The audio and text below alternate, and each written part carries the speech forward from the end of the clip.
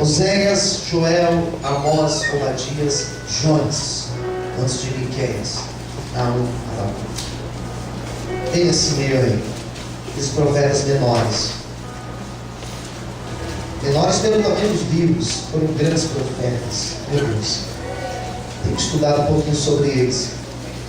Maravilhoso. Vamos lá, Jonas capítulo 1. Olhou para o lado, viu que o seu irmão está hoje sim, o exemplar da Bíblia. Convide ele para ler junto com você. Apesar que não deveria estar, culto de obreiros, né? Mas tudo bem. Jonas capítulo 1, que já encontrou, diga amém. Versículo 1. E veio a palavra do Senhor a Jonas, filho de Amitai, dizendo: levanta-te, vai à grande cidade de Nínive e clama contra ela, porque a sua malícia subiu até mim. Jonas se levantou para fugir de diante da face do Senhor para Tarsis. Descendo a Jope, achou um navio que ia para Tarsis. Pagou, pois, a sua passagem. Desceu para dentro dele para ir com eles para Tarsis, de diante da face do Senhor. Mas o Senhor mandou no mar um grande vento, e fez no mar uma grande tempestade. O navio estava para quebrar-se. Então temeram os marinheiros e clamavam cada um seu Deus. Lançaram no mar as fazendas que estavam no navio, para aliviar o seu peso. Jonas, porém, desceu aos lugares do porão, se deitou e dormia um profundo sono. A igreja diga amém. Amém. Feche os teus olhos, cubra sua cabeça por um instante. Senhor Deus, fala conosco na manhã deste dia. Fala em cada coração de uma maneira gloriosa, Senhor. Eu sei que o Senhor tem um propósito de abençoar os teus filhos. E eu sei, meu Pai, que o teu propósito é único nesta manhã: abençoar, restaurar. Então, Senhor, nos abençoe através da palavra de hoje. Nos faça sensíveis para ouvir tua voz. É o que eu te peço e te agradeço, em nome de Jesus. Amém. Vamos aplaudir ao Senhor nessa manhã. Graças a Deus. Queridos,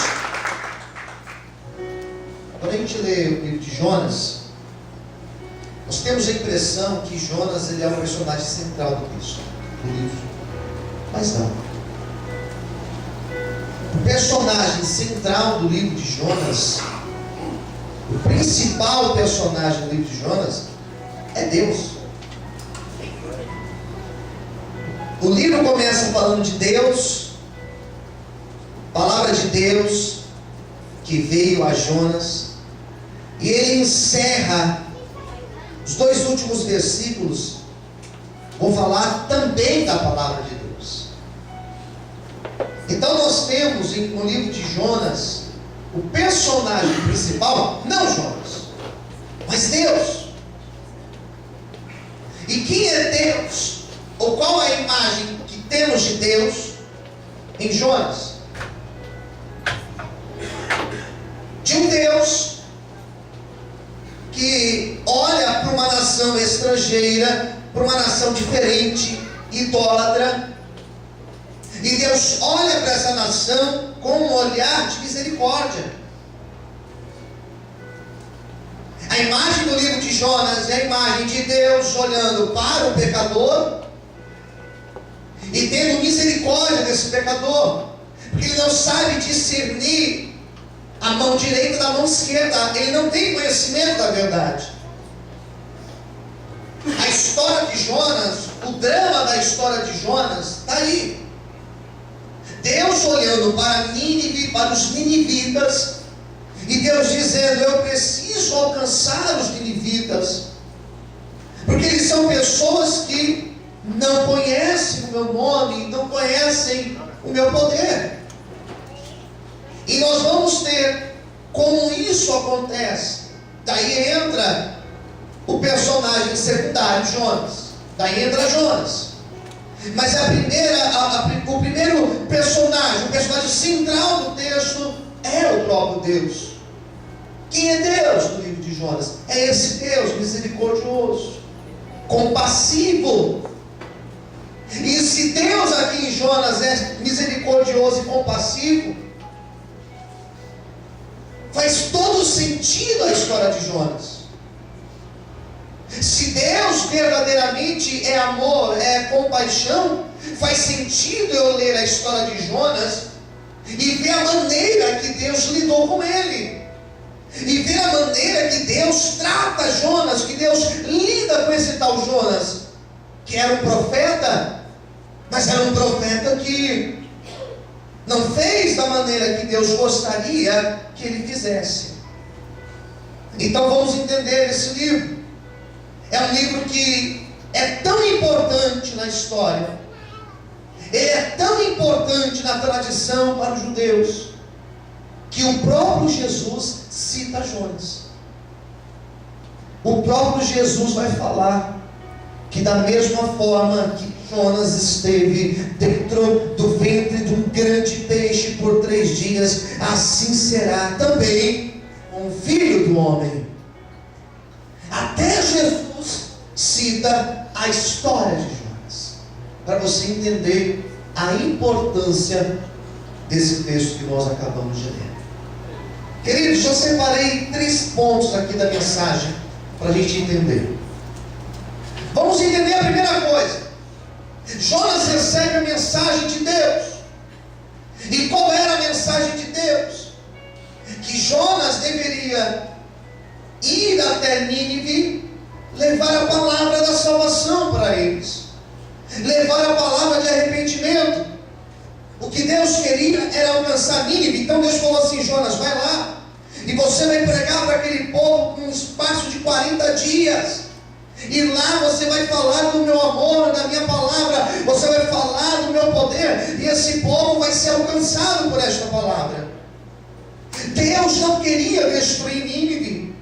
Deus não tinha o plano de acabar com Nínive. O plano de Deus era resgatar e salvar Nínive. Deus não tem plano de destruir homem. Deus não tem plano de destruir pessoas. Deus não tem plano de destruir famílias.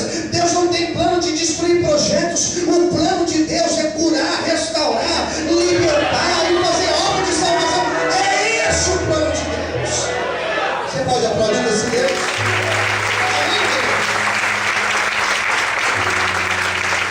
Aplaude o Senhor em frente desse amor.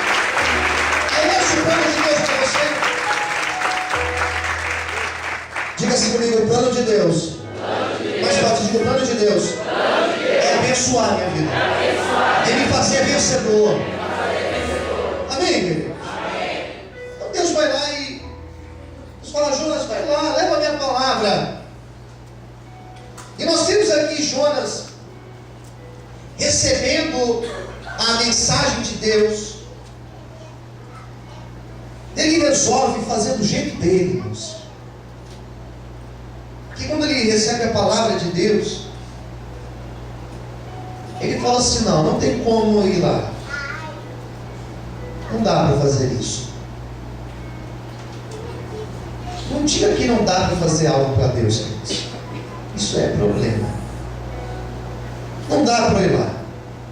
Alguns vão dizer que ele estava achando ruim porque eram 30 dias mais ou menos de caminhada, 1 mês caminhando. Pregar em Nínive ia durar 3 dias para andar naquela cidade inteira. Alguns achavam que eram essas dificuldades. Mas é muito mais provável que o problema de Jonas era preconceito.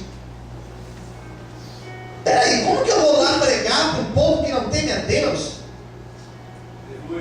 Como eu vou lá pregar para um povo que eles têm outros deuses? Não faz sentido eu ir lá e gastar o meu tempo para ir falar com eles, porque é melhor ficar aqui. E outra, eles têm fama de violentos. Era mais ou menos você pedir para um judeu e pregar lá na Alemanha, na época do nazismo. Vai lá pregar. Eu vou pregar lá. E diz a Bíblia, queridos, que Jonas, ele, ao invés de obedecer a Deus, ele resolve entrar no barco E ontem pesquisando, não era sempre que existiam esses barcos que iam para Tarsis. Mas naquele dia tinha um barco ali. Cuidado que o diabo sempre prepara um barco para você. Quem está entendendo, diga amém. As coisas dão certo, viu? As coisas dão certo, cuidado. Ele chega no porto em Jope, pega um barco e vai para o sentido contrário. Ao invés de ir para o oeste, ele foi lá para o leste ou vice-versa. Ele toma um outro sentido. E aqui começa uma série de problemas. Porque Jonas, ele entra no barco, ele vai para o porão do barco, e ali diz a Bíblia que ele entra num estado de, como eu gosto de usar a expressão, stand-by. Ele apaga para o mundo, puf, e dorme. E a Bíblia vai dizer que era um sono profundo. Diga comigo assim: Jonas teve um sono profundo. Muito profundo. Por que ele teve um sono profundo, pastor? Porque ele estava em paz. Posso ouvir amém? Amém. Jonas estava em paz. Ele, na verdade, essa paz que ele sentia, na verdade era, ele estava entorpecido. Sabe o que é entorpecido? É aquela pessoa que usa o entorpecente. Ele estava embriagado de uma paz. Mas não era uma paz verdadeira. Ele estava tomado de uma paz tão grande que ele dorme. Ele consegue dormir no meio de uma tempestade. E parece Jesus. Diferente a história. É tão diferente que lá Jesus acalmou a tempestade. Aqui Deus levantou a tempestade. Quem está entendendo, diga amém. O grande problema é quando somos guiados por esta paz. Não, mas eu estou em paz. Não significa que Deus está provando. Eu vou fazer tal coisa porque eu estou em paz comigo. Em paz contigo mesmo. Jonas, ele está entorpecido pela desobediência. Ele é tomado por um sono e a Bíblia vai dizer que a fuga que ele resolve ter, que era uma fuga natural para o ser humano tem a tendência de fugir, ele foge. E essa fuga leva ele a sair do propósito. E quando ele sai do propósito, o mundo cai lá fora, e ele aqui dentro do barco está dormindo, entorpecido. Isso acontece, irmãos, na nossa caminhada cristã. Percebe que eu me coloco também nessa mensagem. Isso acontece conosco, irmãos. Às vezes nós somos tentados a fugir do propósito de Deus. Diga para quem está no teu lado: não fuja do propósito de Deus. Às vezes nós temos a tendência de agir, irmãos, com medo. Às vezes nós temos a tendência de voltar para trás. Às vezes nós temos a tendência a abandonar o propósito de Deus. Mas nesta manhã o Senhor manda dizer para ti: não é tempo de você fugir ou voltar para trás, é tempo de você continuar, porque o Senhor está contigo. Amém? Por uma grande obra. Você pode aplaudir e exaltar a Deus. Aleluia. Você pode aplaudir o Senhor essa manhã. Amém? Olha que incrível. Eu estava lendo ontem um livro de Bill Conner, que fala um pouco da história de Jonas. Esse Bill Conner, ele destaca que os marinheiros daquele barco eram ímpios. E o que os marinheiros fizeram quando a tempestade se levantou? Eles começaram a fazer o quê? Orar. Começaram a clamar. E Jonas dormia. Estava dormindo, queridos. Por que Jonas não orou? Porque espiritualmente ele estava morto.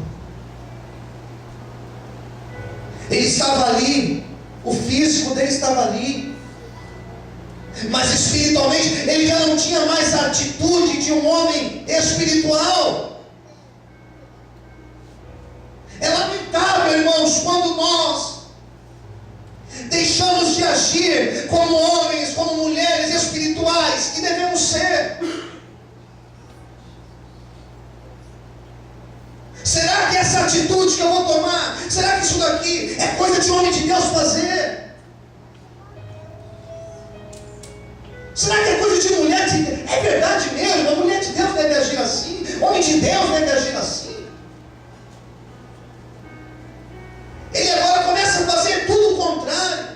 Não estava orando, já não estava mais orando. E o que acontece quando a pessoa deixa de orar? Sabe o que acontece?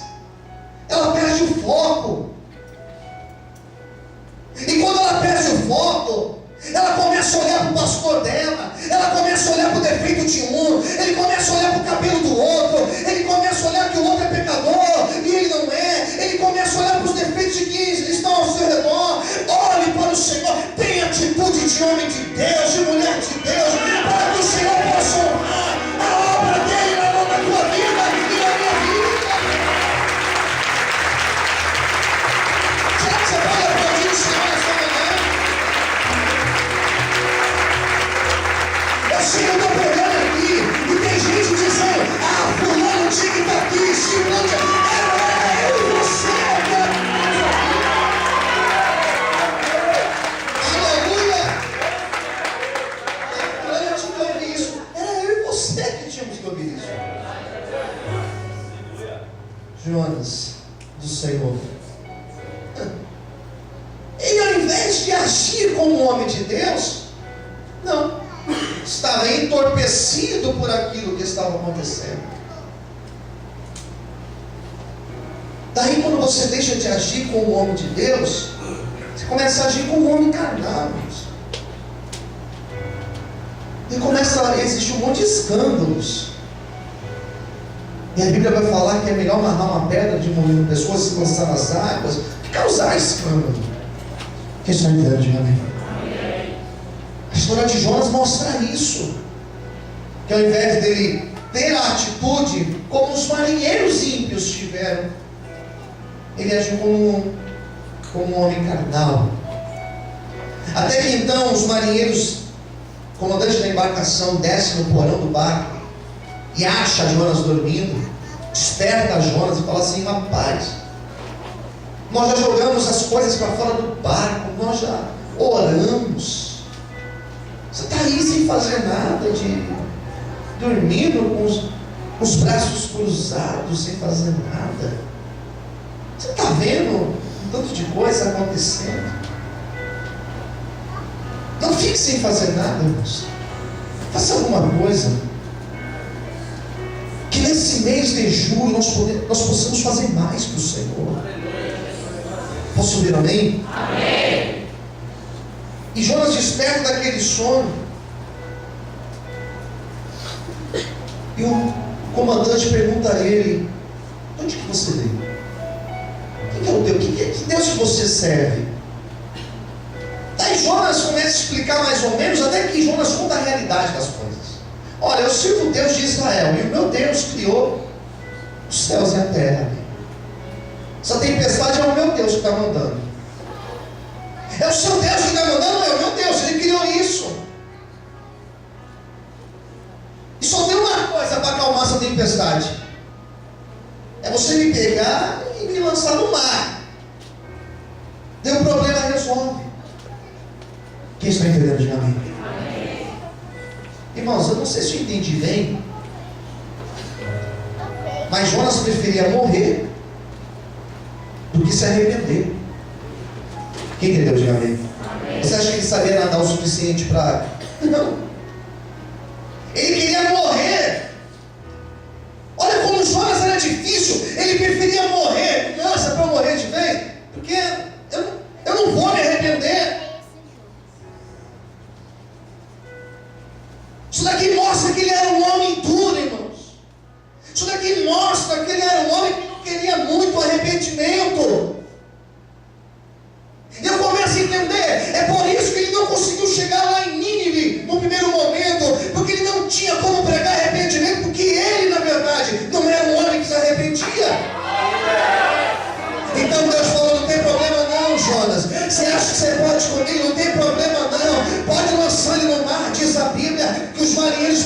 Jonas, jogaram ele no mar. Diz a Bíblia que a tempestade cessou.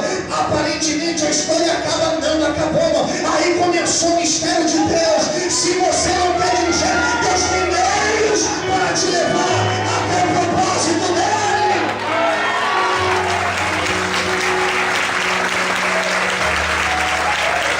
Meu Deus! Será que você pode aplaudir o Senhor?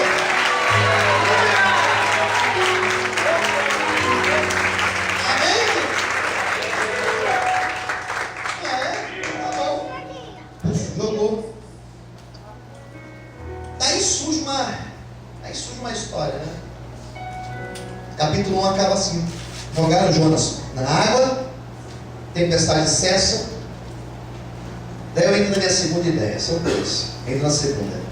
Primeira, que ele estava tomado de um sono profundo, entorpecido pelo sono, pelo pecado da desobediência. Acontece o que está no capítulo 2. O que ocorre no capítulo 2? Diz a Bíblia, queridos, que Deus, a Bíblia vai falar, tem um verbo aí que diz assim: prepara. Deus prepara, Deus cria um peixe. Esse peixe, ele engole Jonas. Será que é provável isso acontecer cientificamente? Irmão, você fala que Deus criou. Deus pode ter criado ali um peixe com as características para acontecer isso. Mas o que o texto vai dizer é que esse peixe engole Jonas e desce com ele. E aqui tem uma palavra que fala que ele vai para o ventre do inferno. Ele vai para lá do inferno. Isso na sua linguagem. Não estava no inferno, ele estava no peixe, no fundo do mar.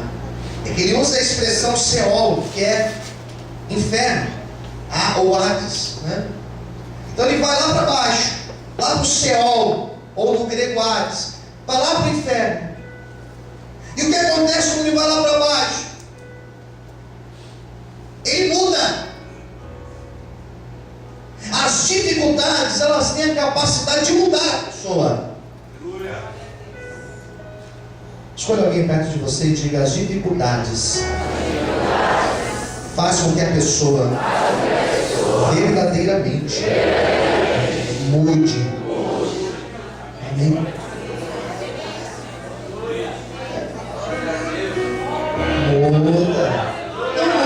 Muda assim. Não mudo, eu sou mais eu. Então tá bom, até a hora que Deus preparar um peixe, engolir, para lá embaixo, levar o céu, apertar, daí Deus muda e faz o nosso lado. Deus quebra a massa. Se não quer de um jeito, ele leva de outro. Se não quer do bem, ele leva de outra forma. Mas Deus quebra.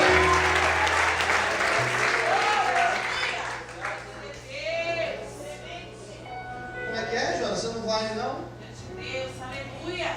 Como que é, Jonas? Você prefere morrer? Deus. No barco estava Jonas e os marinheiros, os tripulantes. No peixe estava Jonas e Deus. Aqui é eu e você, amigo.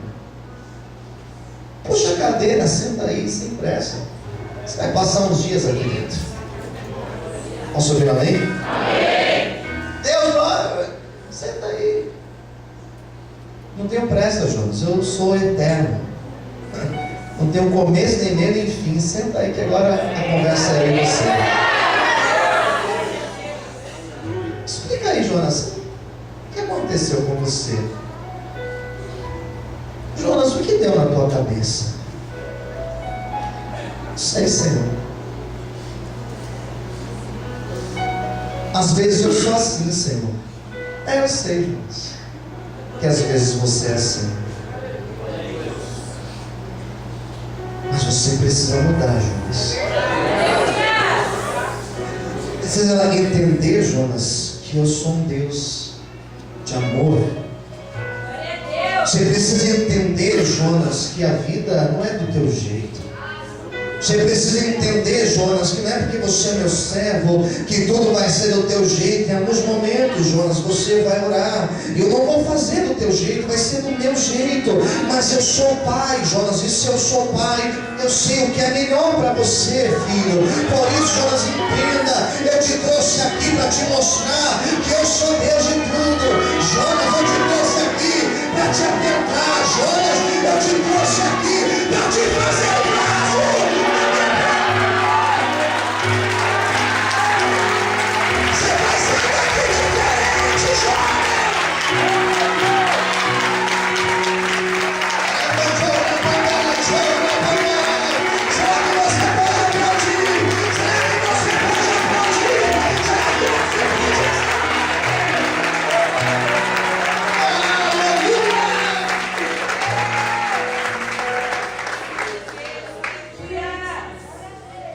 Jonas abaixa a cabeça e fala, tá bom, estou entendendo.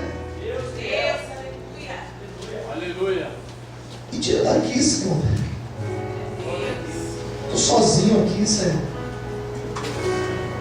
Mas é assim, Jonas. Eu levo os meus filhos a ficarem sozinhos às vezes. Moisés ficou sozinho, Jonas. Elias ficou sozinho. Agora é tua vez.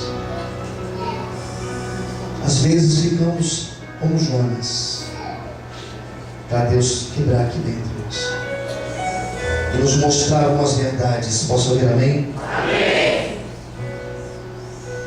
Jonas declara, Senhor, capítulo 2, versículo 8: Senhor, eu estou enfraquecido, estou fraco, ele vai citar aqui em um dos versículos, estou rodeado, as algas me enrolam as minhas cabeças, estou aqui todo amarrado, Senhor. Olha o que Deus fez com Jonas. Daí, quando Jonas, ali do ventre do peixe, começa a clamar, olha que diferença, irmãos. No capítulo 1 ele não orou, mas no 2 ele orou. Aleluia. No 2 ele caiu de joelhos e disse assim, Senhor, eu estou arrependido. Glória a Deus. Me dá mais uma chance, Senhor. Aleluia. Feche os teus olhos, levante a sua mão para o céu, bem alto. Jonas ali, quando ele cai de joelhos, levanta a mão e fala assim, Senhor, me dá mais uma chance de acertar, Senhor. Quando ele cai de joelhos, levanta a mão e diz, Senhor, me dá mais uma chance para fazer diferente. Diz a Bíblia que quando ele cai de joelhos, levanta a mão e fala assim, Senhor, a partir de hoje, não vou agir mais por mim mesmo, eu vou deixar o Senhor me guiar. Quando ele cai de joelhos, levanta a mão, diz a Bíblia que aquele peixe começa a se movimentar. Diz a Bíblia que aquele peixe começa a levantar, e ele começa a correr, ele começa a ir muito rápido em direção a Nínive. E Deus então lá de dentro, Deus brada e diz, Jonas, eu te dou mais uma oportunidade. Agora o Senhor nessa manhã, eu te dou mais uma oportunidade. Aquele peixe andando rápido. Você pede para o Senhor, Deus tem os meios dele, Deus tem o jeito dele, Deus tem o jeito de agir.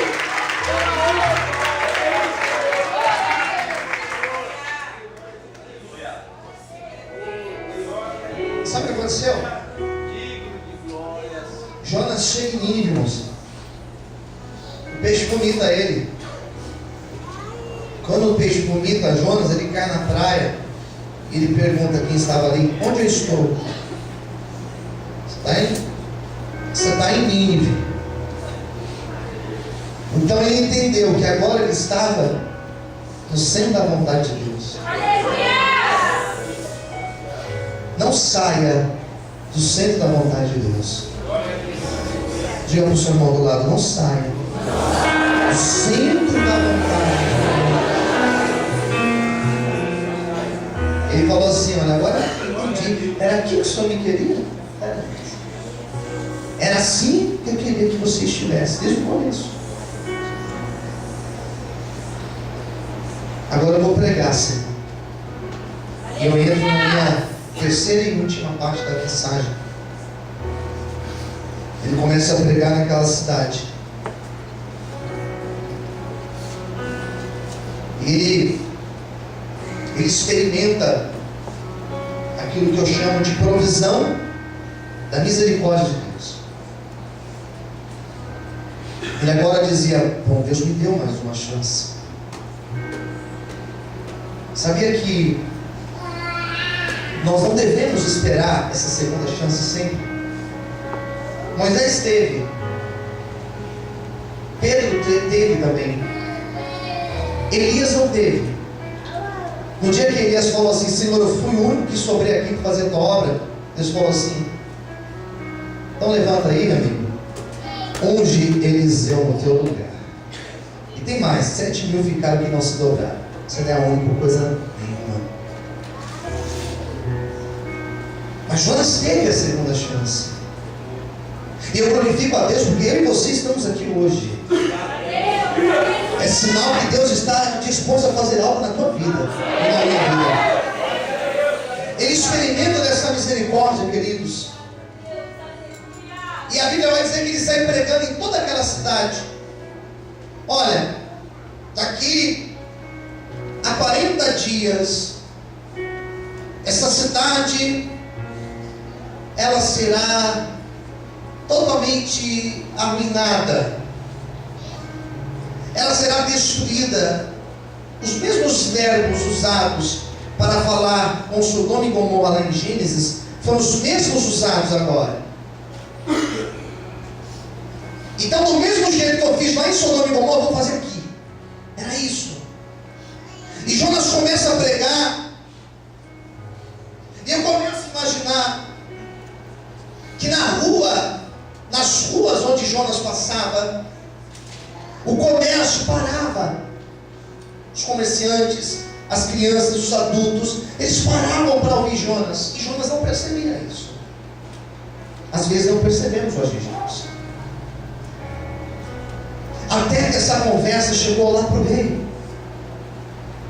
E o rei, quando ouviu aquela palavra, queridos, que agora tinha uma vivência agora tinha uma experiência, agora Jonas pregava porque ele tinha vivido a misericórdia. Então aquele rei ouviu aquilo, e aquele rei perguntou: o que esse Deus, esse tal Jonas quer? E disseram para ele: sabe o que ele quer? Não é dinheiro, não é ouro. O que ele quer é arrependimento. Aleluia. Diz a Bíblia, queridos, que o rei falou assim: já que ele quer arrependimento, tira aqui essa roupa. Tirou a sua roupa, tirou a coroa, pegou uma roupa de saco de pano grosseiro, colocou sobre ele, chamou a sua esposa, os seus filhos, fez um decreto que toda a cidade de Nínive teria que jejuar aquele dia, aqueles próximos dias. Até os velhos, as crianças, até os animais não iriam para o pasto, todos de jejum. E eles choravam ali arrependidos, dizendo: Deus, tenha misericórdia das nossas vidas. Ouvimos dizer a história desse homem: realmente tu és Deus, tenha misericórdia das nossas vidas. E a história encerra dizendo que após aqueles 40 dias, Deus não destrói a cidade, mas Deus cura e restaura aquela cidade. Posso ouvir um amém? Amém. Deus ama aquela cidade. E alguém vai então dizer: pastor, quer dizer que Deus mentiu, Deus mudou de opinião? Não, queridos. Em Deus existem alguns princípios eternos.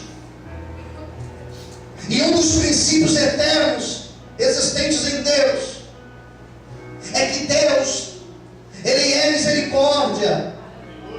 Deus, Ele é amor e Ele é misericórdia.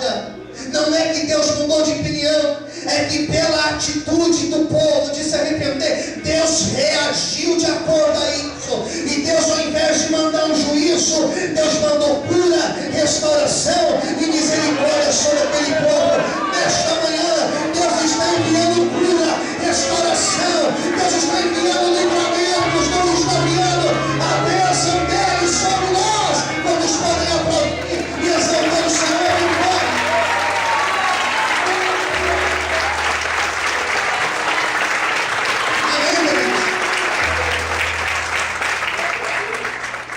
Interessante da história de Jonas.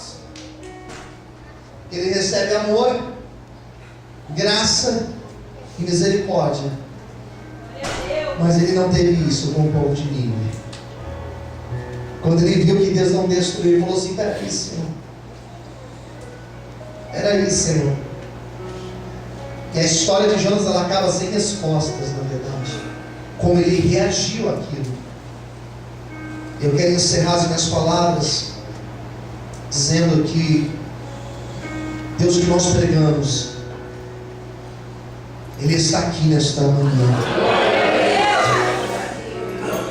E Ele é o mais interessado na tua vida e na minha vida.